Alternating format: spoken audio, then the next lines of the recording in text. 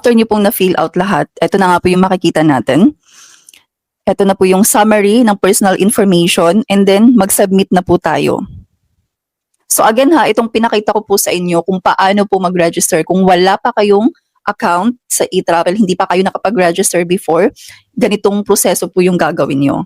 So ngayon, ito na po yung para sa travel declaration. Ikaw ba yung magta-travel or family member mo yung gusto mong tulungan na makapag-fill out ng travel declaration? So kung family member mo yung tutulungan mo, hindi ikaw yung magta-travel, ito po yung pipiliin mo. Pero kung ikaw yung magta-travel, ito naman po yung pipiliin.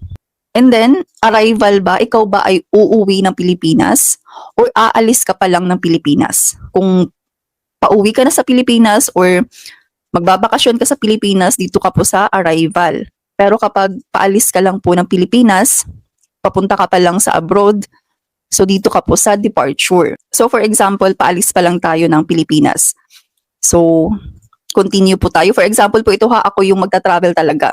Or sige, gawin na lang natin na sa family member natin itong gagawin natin. So, continue.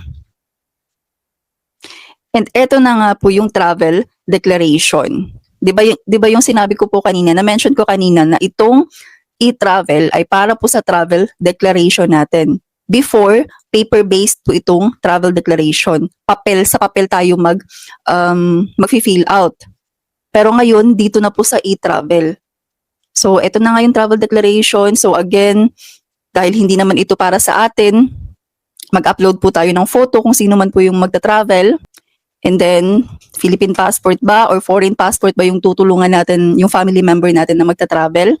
And then, personal information po nila. So, ngayon kapag okay na-fill out nyo na yung personal information, mag-next na po tayo. Permanent country of residence. Sa Philippines po ito na address, kung saan man po yung permanent address nyo or residence nyo.